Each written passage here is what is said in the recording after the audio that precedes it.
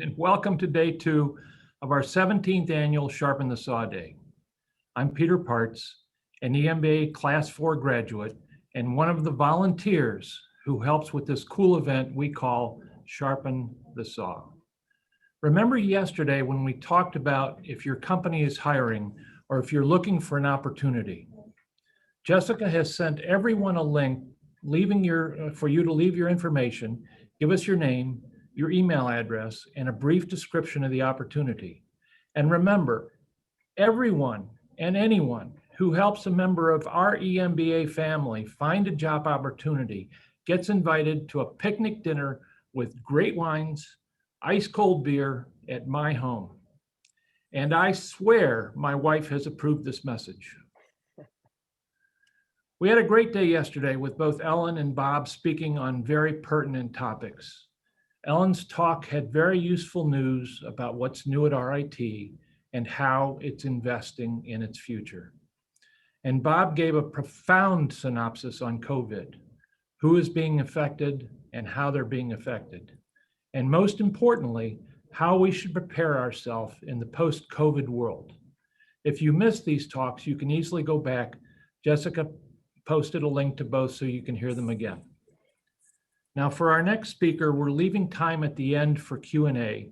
At that time, if you have any questions, drop them in the chat and we'll try to get to them. Let me tell you about our next speaker. She is a best-selling author, a syndicated columnist, a leadership consultant in high demand, a recovering lawyer, and an actress. She was profiled in People magazine about her transition from law to a career in acting. Her column, The Suburban Outlaw, was published in the USA Today Network and the Democrat and Chronicle for over 15 years. Most recently, she starred in a one-woman show, Irma Bombeck at Wit's End, breaking box office records around the United States. Today, Pam will be speaking to CEOs and leaders all over the world about how to present themselves and their mission to passion, how to find their edge, defining edge as exploring, dreaming, growing, and exciting. Folks, let me introduce Pam Sherman, our speaker today. Pam, thank you for coming and helping us find our edge. Pam, it's all yours. Thank you for being here today. Thank you so much. I can't tell you how excited that this day has actually come. We have been talking about this for quite a while. So it's wonderful to see you all here. Thank you for having me, Peter. And the topic for today, how do you sharpen your saw? I like to call it using the tools of outlaw leadership. I'd like to think that it's the best kind of outlaw, an outlaw who wants to make a difference in the world, an impact, to really think about how can you be who you are, wherever you are, in order to change the world. Nothing I'm going to talk about today isn't something that you don't already know at the core. But as I ponder the new world order post-pandemic, we actually are seeking more authentic and transparent leadership. We've come into our homes, we're operating our businesses with dogs running around and children in the background. And how do we still show up with energy, with focus, with clarity, but still retain who we are at the core? And I believe that's about going to the edge of your leadership. So I always like to start with a story about how I found my own edge. This is a picture of what was recently named one of the most beautiful cities in the world and one of the natural wonders of the world in Cape Town. This is Table Mountain. Cape Town, South Africa is an amazing place. And I got to visit there a few years ago, speaking to leaders on an African tour between Nigeria and South Africa. And when I arrived in Cape Town, this mountain looms all around the city. You can't help but see it. You see it as you land. I was presenting in the tallest building in downtown Cape Town, and a cannon went off, and literally you had to peel me off the ceiling, because I am always telling people to go to the edge of their leadership, to see out beyond the edge, to go outside of their comfort zone. But I'm actually a liar, and I'm terrified of heights. So the entire time I was there, people kept asking me, have you been to the top of Table Mountain? There's a funicular that goes up and it's 360-degree resolve, so you can see all the way up. And all I could think was, no, I'm not going there. I'm too busy. I would use every excuse. But I realized if I was going to help people to go to the edge of their leadership, to figure out what could they do to help grow themselves, their teams, their families, their communities, I needed to take that moment on for myself. So at the end of my trip, I took that funicular, clinging to the revolving pole the entire time, and I got out. And you know what happened? It really wasn't all that scary. It literally was just a table. But as I walked around the top of that beautiful mountain, I realized I had to push myself to the edge. And this is the picture that I took, or someone, my family took of me, standing out on the edge. And I closed my eyes, I took a deep breath, and I realized that I could actually see for miles. You felt like you could touch the sky. Possibilities became greater when I was willing to go to the edge of my comfort zone. And I had a bungee cord attached. That was my team, my family. My big joke is that my husband could have gone either way, depending on how he felt about me, push or pull. But for some reason, I made it. And that's what I'm hoping to get you to think about. What do you need to do? We've all been taken to the edge of our leadership. Everything we thought was true, we've been taken out of our comfort zone. We've had to act with courage and agility and resilience, all the things we were seeking. So how can we take what we've learned from this pandemic and really integrate it into who we are as leaders so that we can go beyond where we were when this pandemic started and go beyond the challenges of the pandemic into the new world order? So I like to start with getting to know my audience a bit. And here's the way I'm going to do it. It's a very reductive exercise. If you had to think of one word that defines you at the core, and I'm going to open up the chat so I can watch and see the answers, I would love to hear for anybody, what is the one word that defines you? Now, 2 rules: it can't be situational, late, tired, or hungry. And your friends and family would have to agree with your word, because there's always the guy who says he's inspirational and everyone is standing behind him saying, yeah, no, that's not the word I would use. So my word, just to get us started, is energy. I hope you're sensing that even in this virtual world. That's my core word. It's one of my power words, and it's the word that I hope to show up with every time. So go ahead and put into the chat: creative, authentic, reliable, joyful. That's awesome. Organized, determined, humorous, spirited, kind. These are great words. Can do. There's always a hyphen. Funny, trustworthy, generous, optimistic. This is fantastic. Think of the power that is in this room. We have determined people, problem solvers, curious people, people who push. Typically, I find that word is how you show up. And frankly, if you're not showing up in accordance to your core defining word, you're not being true to yourself, and you're not giving the audience the gift of who you are as a leader. The interesting thing is, in doing this experiment with audiences all over the world, very few use this word. It's pretty fascinating, right? In fact, that's not true. There were 2. One was a 21-year-old intern in San Francisco at a very large company who said to me, my mother told me I'm a leader, and I believe her. And then the other is a leadership developer in a company that I work with right here in Rochester, who said, how can I lead leaders if I am not a leader at the core? I believe, however, that every word that you used in the chat, creative, doer, push, whatever that word was, that is who you are as a leader. Now, if we're going to talk about leadership, I want to share my definition of leadership. And I'm an attorney by training. Peter told you that. I like to think of the famous answer of Justice Potter Stewart, who, when commenting on obscenity, I don't know what it is, but I know it when I see it. We often have many, many different definitions of leadership, but we may not have the same definition, but we know it when we feel it. my definition, which encompasses and really was the launch of all of my work with leaders around the world, came from my husband's first boss's credenza. He went on to become chairman of Kraft General Foods. And I'll never forget my husband coming home and telling me about this plaque that sat on his boss's desk. And it was this: leadership is the ability to communicate a vision and gain commitment to it. It's quite a perfect sentence, right? It's not enough to have a vision. You have to be able to communicate it. And it's not enough to have a vision without followership, and most important, emotionally committed followers. That's where leadership arises.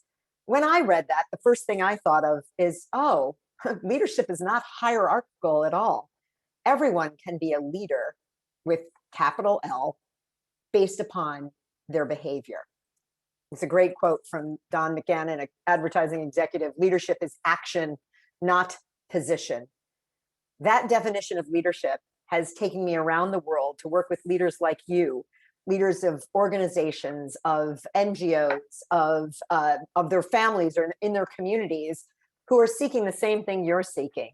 How can I show up true to who I am and make a difference and impact my audiences with my vision of the world?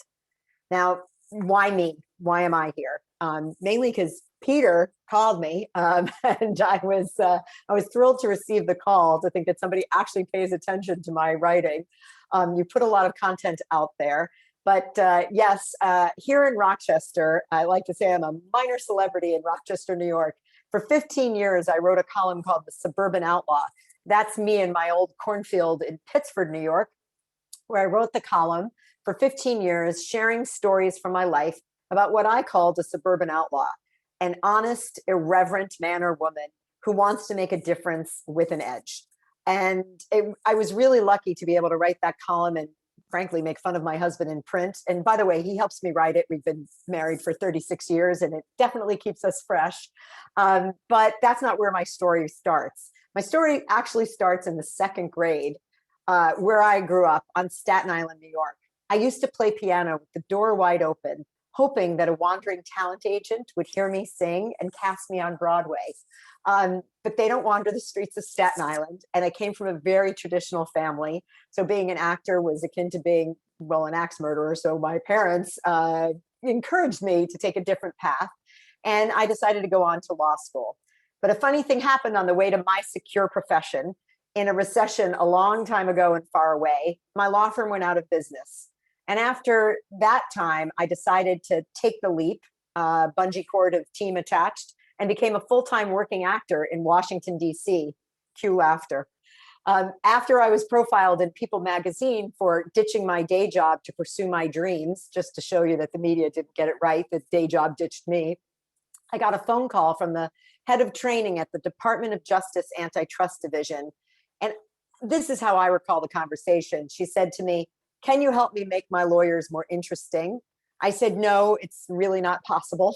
But they're very interesting right now, I think. But for me, it was a revelatory moment. I thought about really what is the objective of a great lawyer. It's to convince and persuade with the story that they have to tell, using themselves as the messenger. And that's kind of what an actor does, if you think about it. You all suspend your disbelief. You put yourself in the seat. You enter that world that the actor has created, and you believe and are influenced to join them on that storytelling journey. That work that I did with the Department of Justice helped me to grow a company that really got started here in Rochester, New York, working with leaders all over the world, from Cincinnati to Saudi Arabia, from Milwaukee to Morocco, and every place in between. I've had the opportunity to help leaders grow their presence and commit to who they are and make a difference in the world with their leadership. But it doesn't really matter. I thought I should share this with you. People really don't want to know about any of that. They just want to know, have I seen you in anything? And if you Google sexy cheerleaders in a movie called The Replacements, I am not one of them. I was one of my greatest casting coups. I was cast as the shocked mom. That's the part that I play in real life all the time right now. And a funny thing happens, as you go on the journey of life. I had given up being a full-time actor and was asked to go back on stage 3 years ago playing my idol. And if you don't know who she is, go look her up. She was the most prolific columnist of her time and a champion of women's rights. And in Women's History Month, we really should be celebrating the work of Irma Bombeck and what she did to share stories of women who wouldn't otherwise be recognized for what they do and the work that they do. And I think about what we heard yesterday about women leaving the workforce and the work being done by Reshma Sajani and others to create the Women's Marshall Plan. Irma Bombeck would have been all over that to make sure that women were being celebrated and compensated for the work that they do.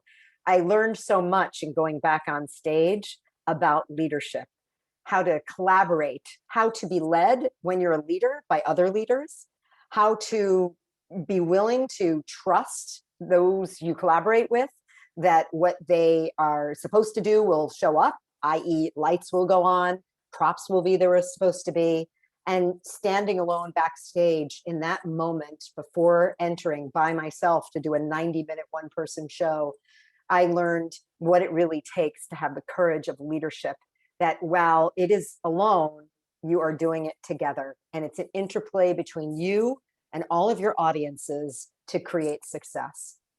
So to that end, I'd like to take you through some of my philosophy of leadership before we can have a further conversation about how this might work for each of you personally and collectively for your organizations. So the name of my business is Sherman Edge, and that's because my husband says I'm edgy. He's from Geneva, New York, not Switzerland. But it occurred to me that that actually meant something. It means that I have the ability to explore connections and connect to my audience more deeply.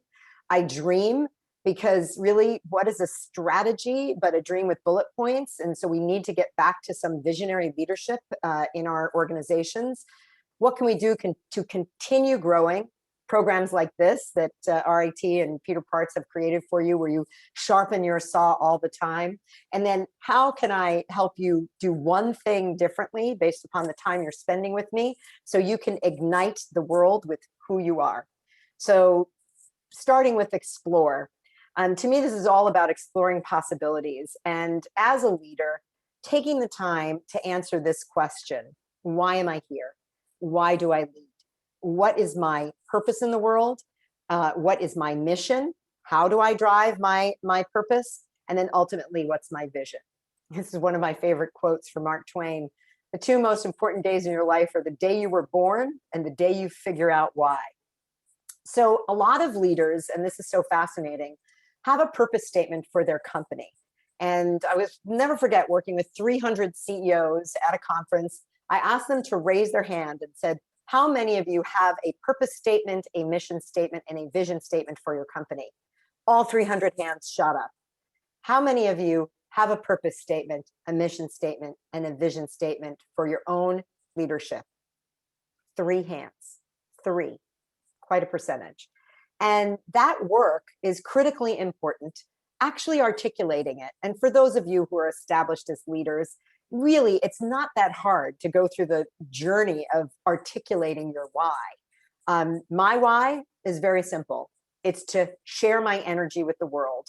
I have a story that supports that from my past that brings me to my why. I incorporated my core defining word, and it's a very simple statement. Your mission, actually, this one's a little harder because it might change over time. I call it your how. How will you accomplish your purpose? How do you make a difference in the world? So taking the time to do that, I believe requires a further, more in-depth journey into understanding who you are as a leader and what's important to you. So typically I would work with leaders, having them articulate what are 3 core values that drive your leadership. How can you incorporate those values into a mission statement that will actually help you to act and behave that way consistently? So my core values, and I'd love it if people would be willing to share a little bit of their core values in the chat. My 3 that I have always focused on are humor and integrity, which I define as accountability. I do what I say I'm going to do. I'm going to show up with excellence. And then the third one is, well, it was family, but then they started to piss me off. So pardon my French. I've decided to add, I broadened it to connectedness. It was really important for me to broaden that up. So if anybody's done this work and they want to share into the chat some core values that are really consistent and show up for you every time, it'd be great to see those as well.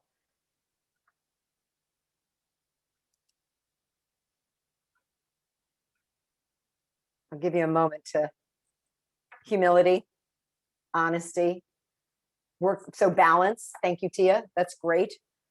Fun. Yes. There's very, by the way, I rarely get things like joy and fun. And there's been all this research about how so many people want and expect joy, but they don't actually articulate it as a core value. Connections. Love it. Hi, Mike. That's great. Accountability, integrity.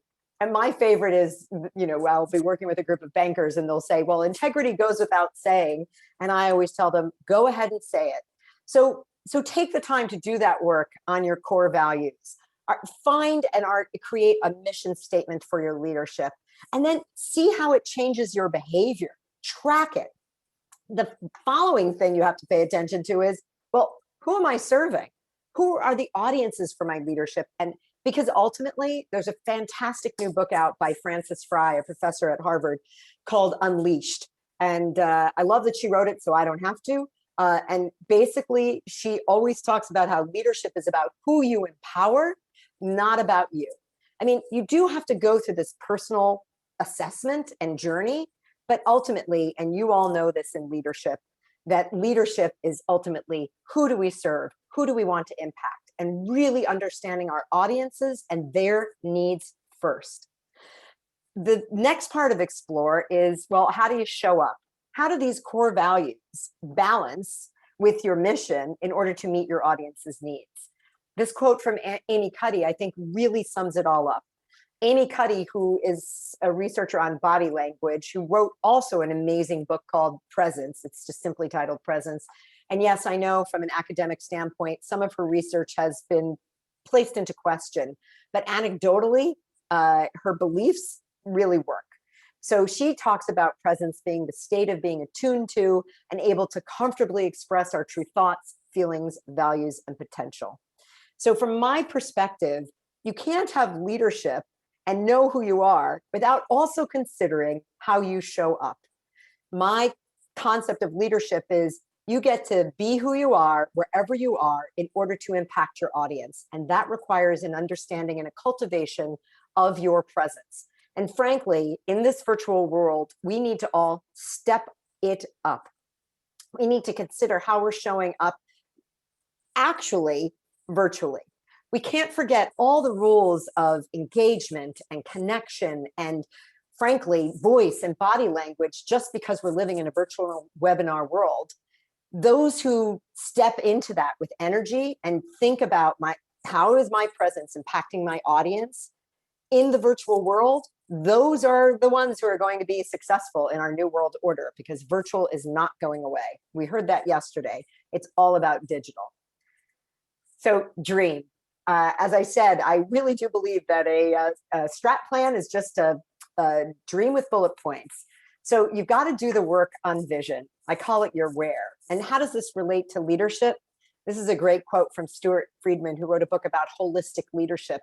Leadership vision is the essential means for focusing attention on what matters most, what you want to accomplish in life, and what kind of leader you wish to be.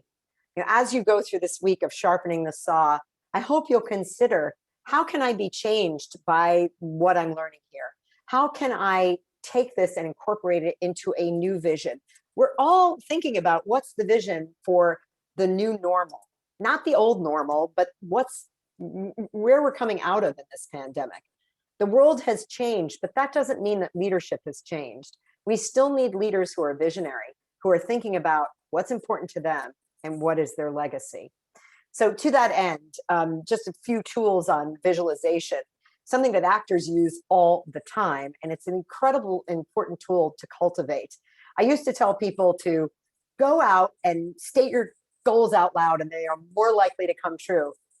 Well, it actually turns out that there's research that shows if you state a goal out loud, it is less likely to come true. Apparently, some hormone is released where you get satisfied and you don't have to actually do the work. But the difference is if you share it with specificity, you can have a big, hairy, audacious goal, but it really has to be specific to you and your organization. So the example would be, I want to get healthy. Well, great goal. I'm going to go on a diet, great goal, but you actually have to lay out the plan. So to be visionary, think about writing the story of what hasn't happened yet. So write it for yourself.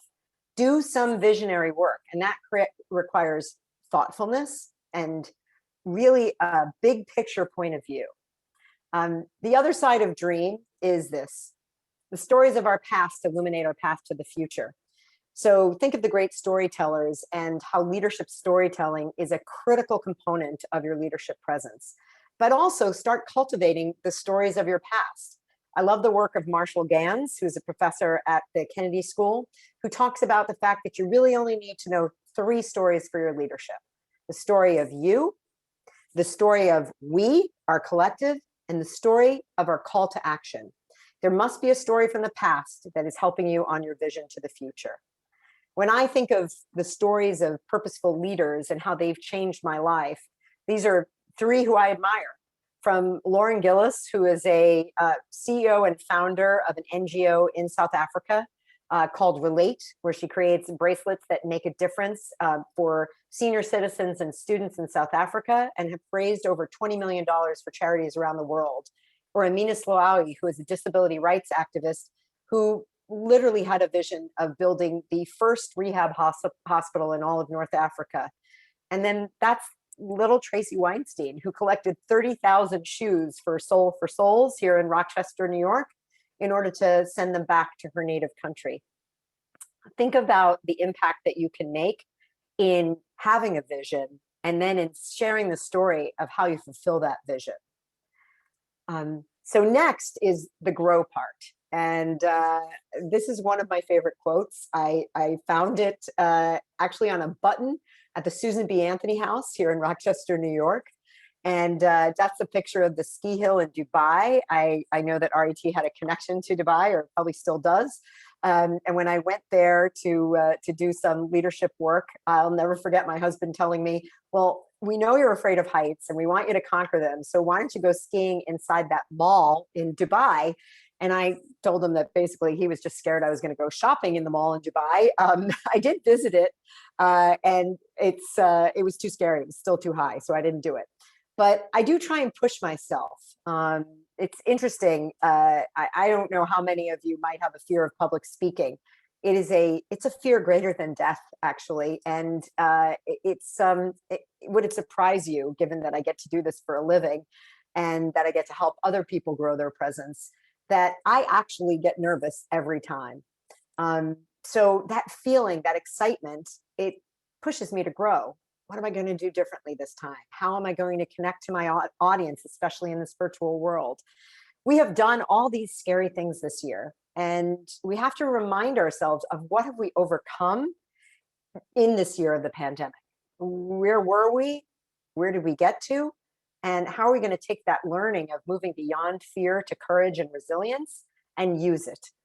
So to me, even pushing myself, there's a great quote from Sarah Bernhardt, who used to get so nervous before every performance, she got ill. And another actor said to her, I never get nervous before I go on. And it's really one of my favorite quotes. And she said, well, people without talent rarely do. So consider, what are we going to move beyond our fear into? How can we push ourselves to keep that that feeling of I'm about to go on stage in everyday leadership? I call it being fierce. We're all out there being told to be bold and fierce, FIERCE.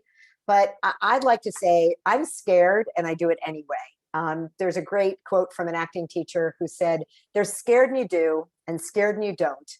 And you're going to be scared anyway, so you might as well do it. And that's been a philosophy that I've lived with my whole life. Leadership is scary. Frankly, it should be. People without talent rarely consider what's the stressors of leadership. But it's pushing beyond that builds resilience. It's understanding that courage isn't the absence of fear, but pushing through it. So the grow part is, what are you going to do to keep that feeling of fierceness going, even as the mundane begins to return to our lives? The next part of grow is, how can we continue to be curious? This is one of my favorite quotes from Eartha Kitt. I'm learning all the time. The tombstone will be my diploma. The fact that so many of you are here today at lunch to hear about leadership, and you're going to be here all week, means that you're continuing to grow your leadership through RIT and using this incredible network. And for so many of you who returned to receive an EMBA, it was while you were working full time. So you're already curious, how can you grow to the next level of your leadership? One way to do that would be to actually step back. I know that you're filling so much of your day with your work and with trying to grow and with our family and our children. And I saw work-life balance is really important. Well, I believe that when we're actually working as our best selves, that's where balance shows up. And balance is really about time management plus prioritization. But part of it also is about self-compassion and the work of positive psychology and really thinking about happiness. Yes, we can actually move towards happiness. There are some tools that you can use, and this also grows your presence because it will grow your energy. It will grow your ability to step back. One thing is to be mindful. The thing I have implored to my clients for the last 12 years is to take some mindful time, whether that be journaling. There was a great article recently that I saw about, as you move up the ladder, you actually should be journaling more. How do you keep track of leadership lessons learned? How do you keep track of the stories you need to share? How do you just do your thinking? And writing with a pen actually commits it to your to your consciousness. And it's critically important as a tool. The other thing is mindfulness. I actually had been telling people to use Headspace and struggled with it myself. I'm proud to say since May of last year, I now actually have meditation time, 10 minutes every single day. It's not, you don't have to spend 20 minutes sitting in cross-leg. If you can, good for you. But for me, it's a real challenge, and overcoming that challenge was critically important. The other thing is gratitude, and really taking the time to recognize those who have brought you to where you are. But the interesting thing about gratitude, when we express it and put it in writing and share it with others, it actually raises our serotonin levels. And there's a lot of people, and I'm getting this from a lot of my clients, who are getting Zoom fatigue or pandemic fatigue, even though we're in such a hopeful state in the world. So I actually have them double down on a lot of these tools, writing down 3 things that they're grateful for every day, writing down 3 positive things that happened in a day, and it can't be a positive, negative. Start using these tools. And then this is, to me, the greatest thing that we have to grow, given what's happening in the world, is making a difference in the world. We talked about yesterday the corporate contract and who are the stakeholders, and companies making a commitment to corporate social responsibility. This is Adam Grant. His work is seminal, that giving is the miracle drug with no side effects. Our communities have been changed by this pandemic, and the difference that we can make with the skills that you have in your leadership, both in your companies, in your communities, and your families, can make a huge difference in this next phase of time in the world.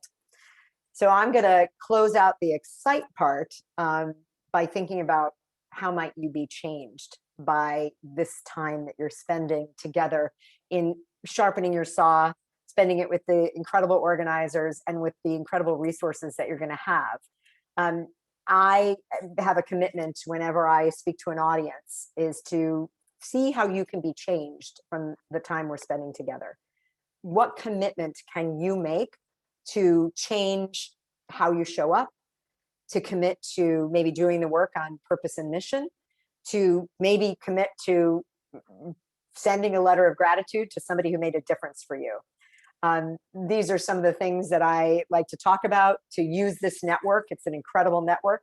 Craft a vision, do one thing every day.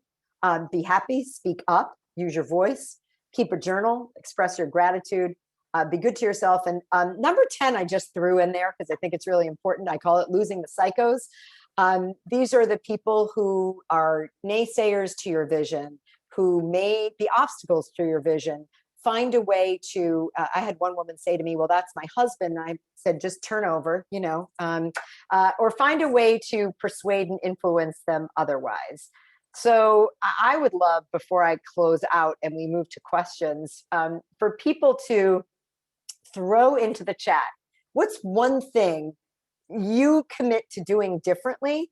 And it may be just something that I sparked in you that you remembered. If I've worked with you before, or if this is something I said, nothing we're talking about isn't something that you don't already know. But what's one thing you might do differently because of the time I've spent with you, or because of what you'd like to commit to do differently for your leadership as a result of this week of Sharpening the Saw? I'd love to see some answers in the chat so I can read them out loud.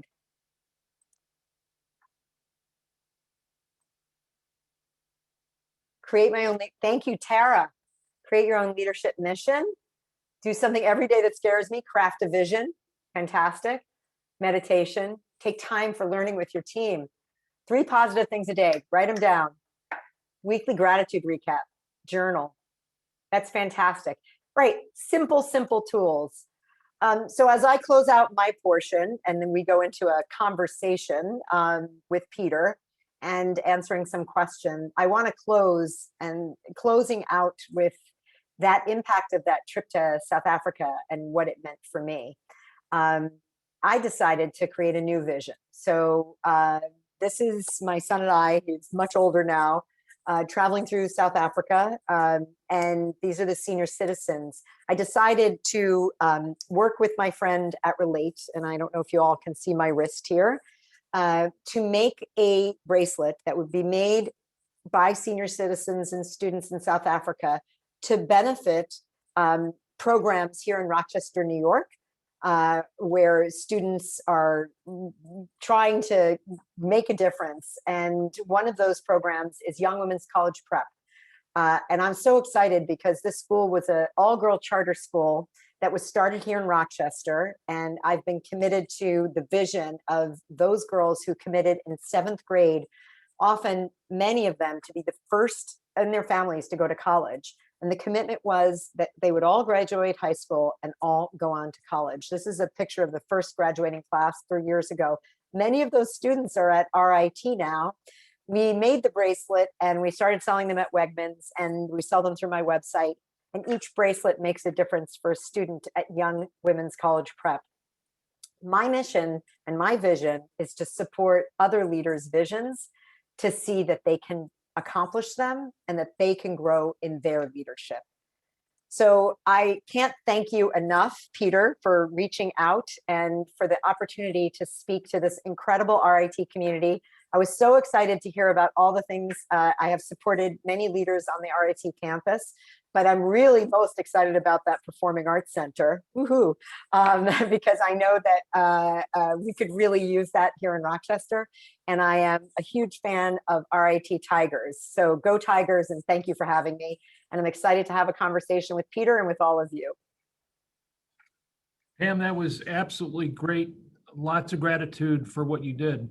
I think a couple things. You'd be happy to know that with your South Africa trip, the RIT EMBAs every year go on a trip around the world. Jeff Davis does this and picks some incredible locations.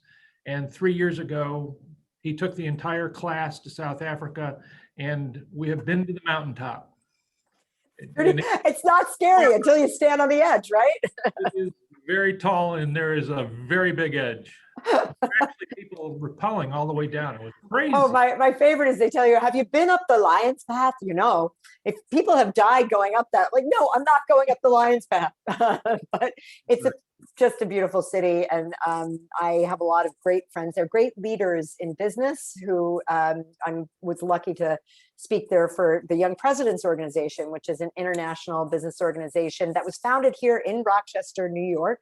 And its entire mission is better leaders through education and idea exchange, similar to what you're trying to do this, what you do at RIT and what you're doing this week. Right. We've got a couple questions that have come in. Let me try to make my way through them. Pam, when do you take time to reflect on your strengths in order to make a difference? When do you take time? So it's really interesting. Every day. So the work that I do with my clients, and that's why the meditation was such a struggle. I felt, again, integrity is a core value. So I want to make sure that I'm showing up the way I am asking my leaders to show up that I work with. And so I think the meditation, that thoughtful time, has really helped to expand my the strength for me, because look at me, I'm not, energy is my thing. I also, I find end of the day and beginning of the day. So I think first thing find the time in the day where you are most able to stop and look inward and take that time. So whenever I have a pushback from a client, I'm not going to journal, Pam, that's not going to happen. I ask them, how do you start your day? Fire up the computer, start answering emails. Stop, take a breath, do that journaling. So I think you have to personally find when is the best time of day for you to do the step back individual leadership work. And so important to do. Every day. And, I actually have, I negotiate with my clients. I actually have, for those who love process, we create an Excel spreadsheet where they have to check off. I had one leader where he just was not showing up well for his team. So I said, okay, you have to go out and ask people how they are and wait to hear the answer. And I made him check it off on an Excel spreadsheet. It's something Marshall Goldsmith, who's a fantastic leadership coach, and you might all be familiar with his incredible work. I think he's pushing 90, and he keeps an Excel spreadsheet where he has a coach check in with him at the end of the week of what did he do to move his strength and his leadership forward. Isn't that amazing? Other than Irma Bombeck, who are some of your other heroes? Oh, it's so funny you should ask that. I'm leading a group, a mentor circle with young women from around the world. They're from Malaysia to Rome. And I had to answer the question that it's a really interesting story. I wrote a play, a one-woman show with the head of the theater department at American University. One-woman show. It sounds like I don't like to act with other actors, but the play was a comedy about the death of my best friend. Trust me, people laughed, they cried. It was better than Cats. But we wanted to incorporate some women from history. And I don't know if I had too many women from history that were special to me. But I couldn't come up with any names. And for purposes of the play, I finally came up with 3. Anna Freud. My mother was a Freudian psychoanalyst, and I thought Anna Freud, who was a child psychologist, was so fascinating to me. And then the second one was Mary Todd Lincoln, who, if you think about it, Mary Todd Lincoln suffered so much. And I had played her once as an actor. And she was, in the end of her life, she was known for shopping too much. Seriously, there were all these scandals. And I just found her fascinating. And then again, Hannah Senesh, who had emigrated to Palestine in 1939 before the war, and then was trained as a spy and paratrooper and parachuted back behind enemy lines to Hungary, to Budapest. And she's a beloved poet in Israel. She didn't make it through the war. She was captured and was executed the day before the Russians liberated the city. She was 22 years old. And so you think about the impact of her stories. And I would say the last one, and I'm so lucky that I get to live here, is Susan B. Anthony. And, I send everybody to Seneca Falls to the National Women's Hall of Fame. I'm a huge champion of the work there. So I think Women's History Month, I have, if you want my point of view, Peter, you want me to answer this one? We make up half the population. We should have half the months, right? So I hope people will celebrate Women's History Month every month. And I'd like to talk about women, the future of women, more than even women. The women in history are the stories that illuminate our path to the future. That'll probably be something my wife is going to talk about at dinner tonight. Yes, awesome. Yeah. What were some of the tolls that you had to pay or your costs that you had to pay to live your dreams? Well, fear, I was part of an organization. I'd always saw myself as being, pretty oddly conservative, given that I wanted to be an actor, right? And doing it by myself. If you think about it, actors work in teams. We typically aren't by ourselves. We love to collaborate. We love to have everybody together. So deciding to start a business, and this was really my business, it was started back when I left the practice of law. That was just an idea of things I did. Committing to it as a business happened about 2008-9 in the last recession. And I was thinking about going back to practice law. And because we, from a financial standpoint, I had to get back in the game. Living a creative life is fantastic, but it's not remunerative in our society. So I had to figure out a way of how could I take my skills, combine them, and make a difference. And actually, one of my first clients and champions is Sharon Napier, who is a graduate of your program as well. And I credit her with, well, tell me what you do. I need a proposal. Get in here. And it sort of pushed me off the edge to doing this. And honestly, it's really, I was scared. Probably my biggest toll was my own story in my head of what I had to offer. And how do you create a network of like-minded people? You've got a mission. How do you get a network around you that supports your mission? So interesting. I believe a network isn't about what you can gain from others. It's what you can give to them. And I think it's really important to look out there and give people kudos, send out gratitude, tell them how their work has touched your life. That's when you can start developing a relationship and then staying in touch. I grew up in a time when I used to send out articles, like clip them and mail them off to people. And I still do it. I think that's really important. And the first thing when we went on lockdown, and literally I watched all of my engagements, go away. I said, okay, I need to go and check on my people. Just tell them I'm here. And that was it. And it was really with just kindness. I think it's not asking for something. It's about what can I give? How can I make a difference for you?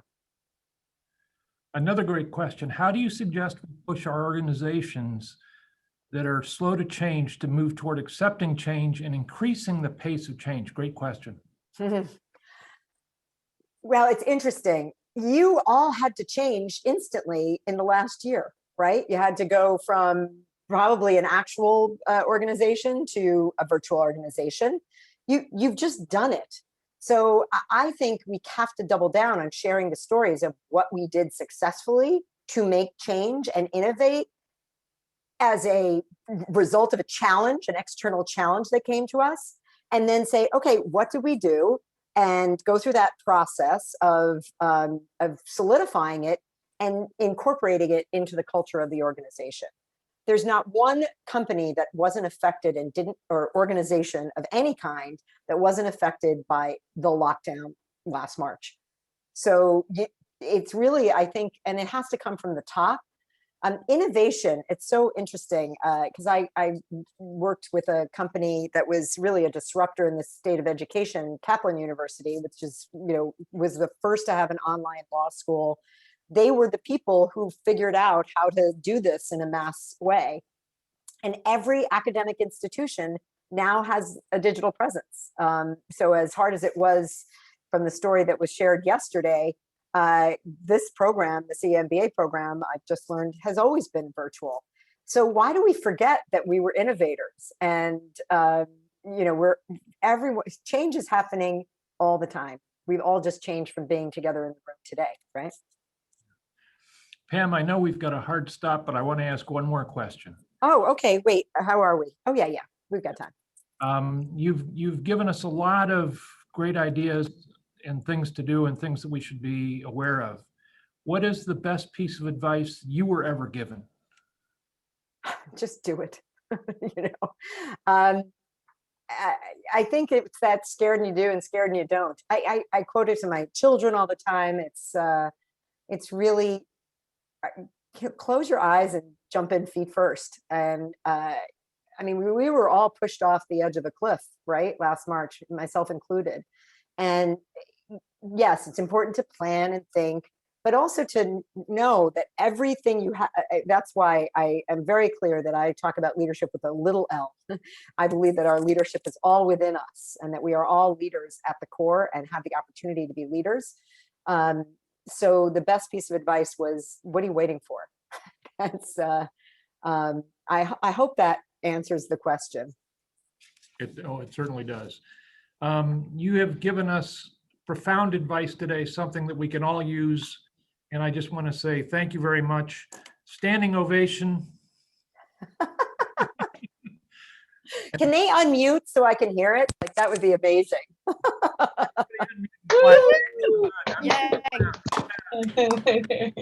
Well done.